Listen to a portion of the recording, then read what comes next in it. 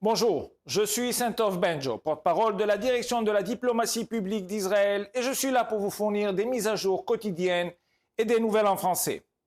Lors de nos briefings quotidiens, nous avons exposé la façon horrible dont le Hamas et d'autres organisations terroristes à Gaza élèvent leurs enfants dans la haine et l'hostilité envers le peuple juif et l'État d'Israël. Nous vous avons montré comment même les écoles de l'UNRWA se sont transformées en dépôts d'armes. Comment les écoles enseignent aux enfants à glorifier leurs meurtriers. Mais aujourd'hui, pour la première fois, nous vous montrons comment le Hamas éduque ses enfants à devenir des terroristes. Hier, Tzahal a révélé les preuves montrant que l'organisation terroriste Hamas endoctrine les enfants et les incite à des activités terroristes. Dès leur plus jeune âge, les enfants sont éduqués à haïr Israël et les Juifs.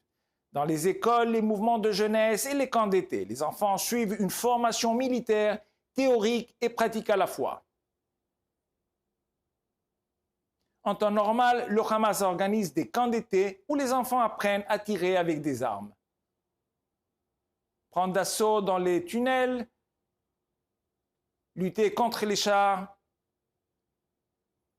et même enlever des soldats. Les enfants d'hier, assis sur les bancs de l'éducation terroriste, font maintenant partie de l'aile militaire exécutant leurs études. Ces images de mineurs et d'adolescents étudiants et pratiquant la terreur ne sont pas un jeu. Pourtant, dans une vidéo amateur filmée il y a près de 10 ans, on peut voir des enfants de Gaza utiliser des matelas imitant les parois d'un tunnel. Quelques instants plus tard, ils en sortent, l'un d'eux portant un pistolet.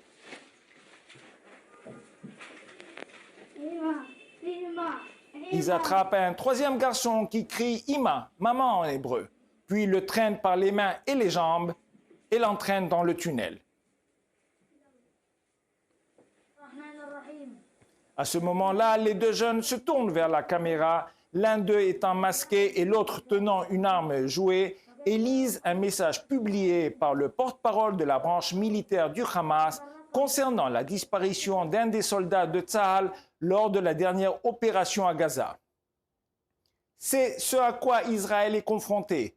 Des terroristes assoiffés de sang qui endoctrinent génération après génération pour qu'elles se joignent à leur conquête meurtrière en torturant et en assassinant autant de juifs que possible. Le camp d'été et le parcours ludique du tunnel se sont transformés en une véritable horreur pour les 250 otages qui ont été arrachés à leur maison le 7 octobre.